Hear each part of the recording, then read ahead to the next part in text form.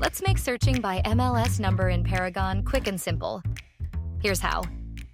You have two ways to search by MLS number on the homepage in Paragon: the quick search and the power search. The quick search is in the lower left corner of your homepage. Put the number in the MLS number field. The power search is at the top of the page.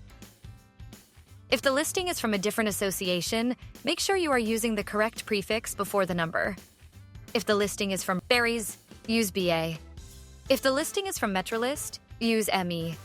If it is from MLS listings, use ML. San Francisco is SF. The MLS claw is CL. CR MLS listings are best searched in the power search by address. They have multiple prefixes. If the listing is from Bay East, Contra Costa, Bridge, or Tuolumne County, you do not need a prefix. Now you know how to find any listing in Paragon. Thanks for watching.